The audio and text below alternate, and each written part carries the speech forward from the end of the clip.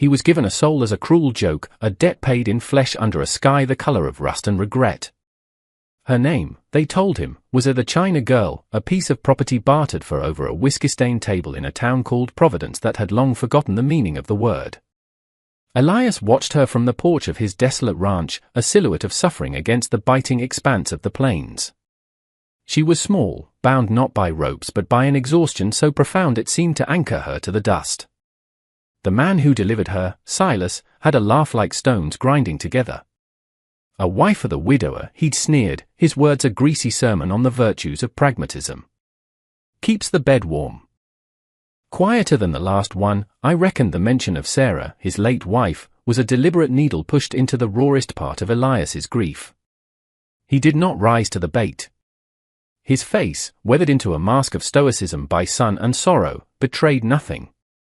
He simply watched Silas ride away, leaving the woman standing beside a single, pathetic carpet bag. Elias was a man of few words, his heart a locked room since Sarah had been taken by the fever 2 years prior. The silence she left behind was a physical presence, a weight that had settled over the ranch, suffocating the laughter of his 2 small children, Caleb and Leah, and withering the roses she had so lovingly planted. Now, this new silence, this new woman, stood before him. He was a good man, a principled man, and the thought of accepting this human currency turned his stomach. But the thought of leaving her to the mercies of the prairie, or worse, to a man like Silas, was an even greater sin. He descended the steps, his boot stirring small puffs of ochre earth. He stopped a few feet from her. She did not look up. Her gaze was fixed on the splintered wood of his porch, as if it were the only solid thing in a world that had dissolved beneath her feet. He was a large man, made larger by the solitude he wrapped around himself like a cloak. Inside the house, 2 small faces, miniature copies of his own guarded expression, watched from the grimy window. His children. Another reason he could not turn her away. He cleared his throat, the sound harsh in the still air. He pointed not to his own door, but to the small room off the side of the main house, the one that had been for a hired hand long ago. There, he said. It was not an invitation. It was a statement of fact, a boundary drawn. Then he turned and walked back inside, the slam of the screen door the only conversation he could offer. The first week was an exercise in mutual haunting. Mai, as she would later be called, moved through the edges of his world like a phantom. She occupied the small, Spartan room he had indicated, a space with little more than a cot and a crate for a table. She never entered the main house unless he was gone, working the far fences. Then, she would slip in, a wraith of efficiency, cleaning the layers of dust that had consecrated his grief, washing the children's clothes and leaving them folded, a silent, anonymous offering. Elias would return to find the scent of lye soap where there had been only stale sorrow, a hint of order in the chaos of his neglect. He and the children ate their meals in tense silence at the main table. He would leave a plate for her on the porch railing, and it would be gone by morning, the plate washed and returned to the same spot. They were ghosts in the same house, orbiting a core of shared loneliness they never acknowledged. The children, Caleb and Leah, were her silent observers. They watched her from behind the barn, their wide, serious eyes tracking her every move. She never approached them, never offered a smile or a word. She respected their fear, the fierce loyalty they held for the memory of their mother. She understood walls. Her own were built of something far stronger than wood and stone. One afternoon, Elias watched from the window as she stood before the skeletal remains of Sarah's rose garden. It was a plot of earth defined by thorns and death, a perfect monument to his own withered heart. He had not touched it since Sarah died. He couldn't bear to. But Mai stood there for a long time, her small frame still against the relentless wind. She was not looking at the dead bushes, but at the soil, her head tilted as if listening to a story only she could hear. He felt a sharp, protective anger. That was Sarah's place. Sacred ground. He expected her to turn away, but she did not. Instead, she knelt, her hands hovering over the cracked, unforgiving dirt. For a moment, he thought she might weep, and the alien notion of it was unsettling. But she did not weep. She simply stayed there, a sentinel at the grave of a stranger's love. The next morning, she began to work. With her bare hands, she started pulling the brittle weeds, her movement slow and deliberate. Elias watched from a distance, his hands tightening on the handle of his axe. Every weed she pulled felt like a violation, a disturbance of a sacred ruin. He told himself he should stop her, tell her to leave it be, that some things were meant to remain broken. But he remained silent, a prisoner of his own inertia. The children watched too, their initial suspicion slowly morphing into a quiet curiosity. They saw what he saw. She was not destroying the memory of the garden, she was performing last rites. She cleared the dead things with a reverence that disarmed his anger, piling them neatly to one side. Then she began to turn the soil, using a sharpened piece of scrap metal she must have found in the barn. The work was arduous, the ground hard as iron. Yet she persisted, day after day, under the merciless sun. She was not just clearing a plot of land, she was excavating hope from a place of absolute despair. It was a language he understood better than words. It was the language of relentless, thankless toil, of pitting oneself against an indifferent earth and wresting from it a reason to continue. He saw the sweat on her brow, the dirt ground deep into the lines of her hands, and for the first time, he saw not a China girl or a problem, but a fellow survivor. One evening, he found one of his work shirts laid carefully on his bed. It was his favorite, the fabric worn thin at the elbows. It had been ripped on a snag of barbed wire. He had meant to throw it out. But she had taken it. The tear was not merely patched, it was mended with a fine, intricate stitch work he had never seen before. In the center of the patch, woven with thread she must have unraveled from her own meager belongings, was a small, delicate embroidery of a mountain blossom. It was exquisitely beautiful, a tiny, defiant act of creation on a canvas of decay. He ran his calloused thumb over the threads. It was a message. I am more than a beast of burden. I have skill. I have a name. I have a past. He wore the shirt the next day, and though he did not acknowledge her work, he felt her gaze on the mended cloth, a fleeting, almost imperceptible connection. The soil began to soften under her care. The earth, long barren, started to breathe again. Elias found himself altering his path back to the house each day, just to pass by the garden, to see the slow, miraculous transformation. He told himself it was foolish, that nothing would grow there again. But a part of him, a part he thought long dead, felt a flicker of anticipation. He began leaving a bucket of fresh well water near the plot each morning before he rode out.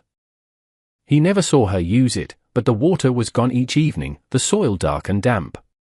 It was a silent conversation, a shared stewardship of this small, hopeful square of earth. The children were the first to cross the invisible line. One hot afternoon, as she worked, Leah, his daughter, walked tentatively towards the garden. She stopped a few feet away, clutching something in her small fist. For a long minute, she just stood there, a small, brave soldier. Then, she opened her hand and held out a rusty, forgotten trowel, one of Sarah's old tools she must have unearthed. She did not speak, simply offered it. Mai stopped her work and looked at the child, then at the tool. She slowly wiped her hands on her trousers and took the trowel, her fingers brushing Leah's for a fleeting second. It was the first time they had touched. Caleb, ever his father's shadow, emerged from behind the water trough, holding a handful of dried seeds he'd found in a shed. He, too, offered them to her. She accepted them with a solemn nod, a flicker of something soft and vulnerable in her eyes. That evening, the air in the house felt different. The silence was less oppressive, less heavy. Elias served the stew, the familiar quiet ritual. But this time, it was broken. Her voice, when it came, was quiet, but it filled the entire room, low and clear, without a trace of the servitude he had expected. "My name," she said, looking directly at him for the first time, her gaze steady and unbroken, "is Mai." He froze, his spoon halfway to his mouth. The word hung in the air, a thing of substance and weight. It was not a plea. It was a declaration. A reclamation. In that single moment, she ceased to be the China girl, the ghost, the burden. She became a person, with a name and a will that had survived the inferno. He felt a profound, unnerving shift inside him, as if a foundation stone had been pulled loose.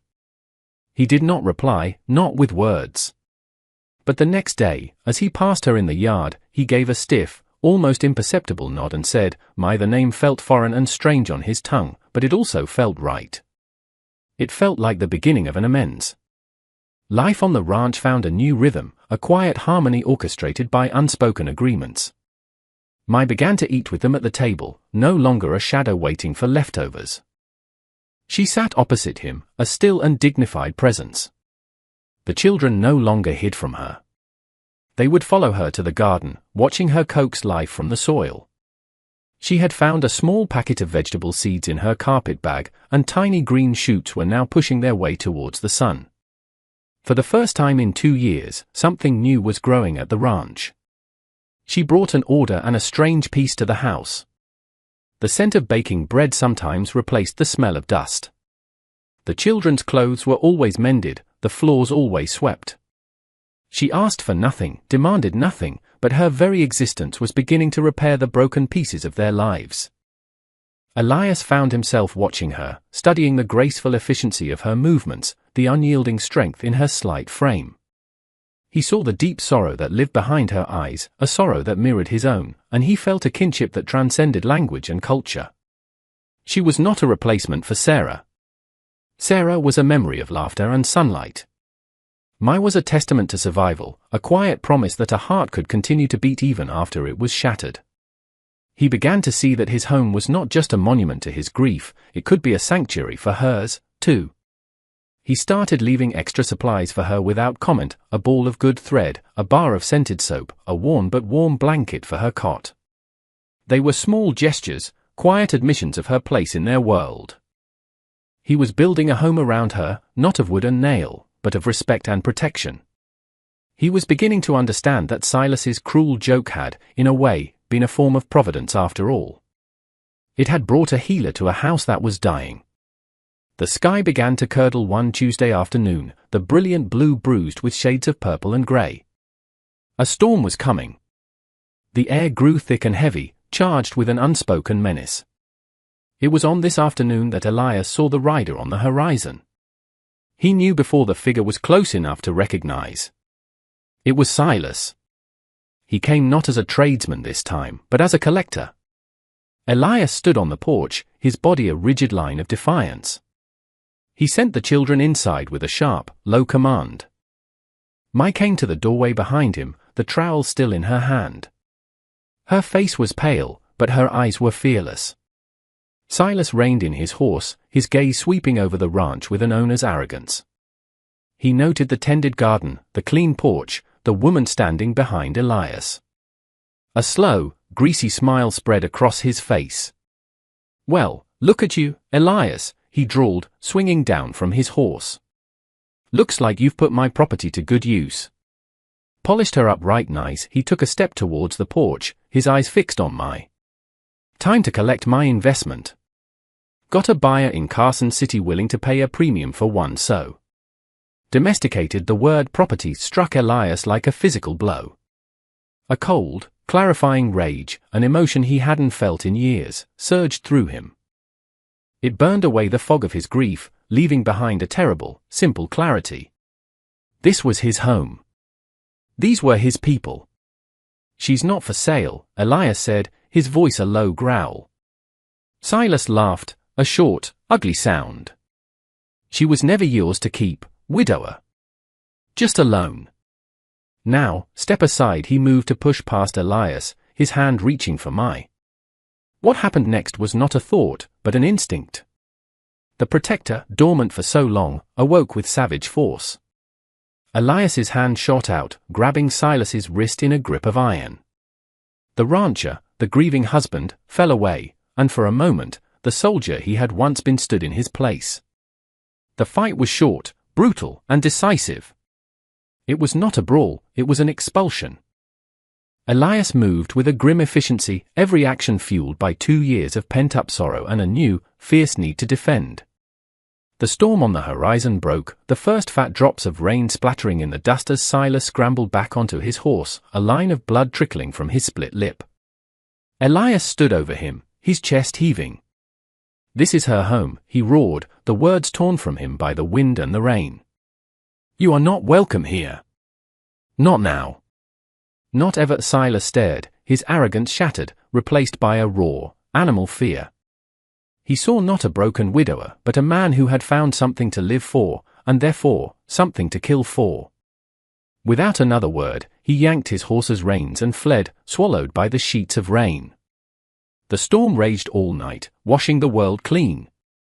Elias stood on the porch, letting the rain soak his shirt, the cold water a balm on his bruised knuckles and his simmering soul. The violence had not felt good, but it had felt necessary. It had been an affirmation, a drawing of a line in the earth, not with a plow, but with his own 2 hands. When he finally came inside, drenched and weary, he found my waiting in the main room. A single lamp cast a warm, golden glow. The children were asleep, tucked into their beds. On the table, she had laid out a bowl of hot water, a clean cloth, and a small tin of salve. She did not speak. She simply gestured to the chair. He sat, and she began to clean the cuts on his hands, her touch gentle but firm. Her fingers, usually caked with the soil of the garden, were now tending to his wounds. In the quiet intimacy of the lamplight, he looked at her, truly looked at her. He saw the scars she carried, not on her skin, but in the profound stillness of her spirit. They were both survivors, marked by the world, finding refuge in the shelter they had built for each other. He had given her a room, and she had given him back his life. She finished her work, her gaze meeting his. There was no fear in her eyes anymore, only a deep, abiding gratitude and a strength that mirrored his own. In that moment, he understood that a family was not something you were born into. Sometimes, it was something you fought for, something you earned, something you built from the broken pieces of 2 separate lives. He had lost a wife, but he had found a partner. The children had lost a mother, but they had found a guardian. Thank you, he whispered, the words raw and unfamiliar. She simply nodded, a small, sad smile touching her lips for the very first time. It was a fragile, beautiful thing, like the first blossom in the spring. The next morning, the world was reborn. The sun rose into a sky scrubbed clean and brilliant, its light catching the raindrops that clung to every surface, making the ranch glitter as if it were strewn with diamonds. The air smelled of wet earth and new beginnings. Elias walked out to the garden. The storm had not harmed it, it had nourished it. The small green shoot stood taller, stronger, reaching for the light. Caleb and Leah were already there, crouched beside Mai, pointing at a tiny ladybug making its way up a leaf. They were not silent and watchful anymore. They were engaged, their faces alive with a simple, childish wonder that he thought had been lost forever. Leah looked up and saw him, and she smiled a real, unguarded smile. He felt his heart, that tight, knotted thing in his chest, loosen. Mai rose and walked towards him. She stopped and looked at the house, at the children, at the thriving garden, and then at him. Her eyes conveyed everything words could not. This was home. This was safety. This was peace. Elias looked at the small family before him, the resilient woman who had taught him how to live again, the children whose laughter was slowly returning, the patch of earth that was a testament to their shared will to survive. Silas had meant for her to be a symbol of his ruin, a cruel joke to mock his loss. But she had become the architect of his redemption. She had not replaced the love he had lost, she had shown him that his heart was big enough to hold a new one. He had been a man living in a graveyard of his own making, but she had come and planted flowers amongst the tombstones. He reached out, his hand hovering for a moment before he gently rested it on her shoulder. It was a gesture of solidarity, of partnership, of profound, unspoken love. They stood together, watching their children, the quiet cowboy and the woman named Mai, 2 solitary souls who had found their home not on a map, but in each other. The story of Elias and Mai is a testament to the quiet power of human decency and the unexpected places we find salvation. It's a reminder that even in the harshest landscapes, scarred by cruelty and loss, the most beautiful things can grow. It shows us that a home isn't just for walls and a roof, but a sanctuary we build in the hearts of others through acts of courage, compassion, and shared survival. Their journey from strangers bound by a cruel transaction to a family forged in mutual respect is a powerful example of how love can be a conscious choice, an act of defiance against a world that seeks to dehumanize us. They didn't just mend a garden, they mended each other, proving that the deepest wounds can be healed not by grand gestures, but by the patient, daily work of tending to another's soul. Their story reminds us that everyone has a name, a history, and an unshakable core of dignity waiting to be seen. We believe that stories like these matter. They connect us, inspire us, and remind us of the strength of the human spirit. If the story of Elias and Mai moved you, please consider showing your support. By liking this video and subscribing to our channel, you become part of a community that celebrates narratives of hope, resilience, and the enduring power of found families. Join us as we continue to share stories that explore the depths of the human heart and the light that can be found in the darkest of places. Thank you for watching, and for being a part of our journey. Your support allows us to continue bringing these vital narratives to the world.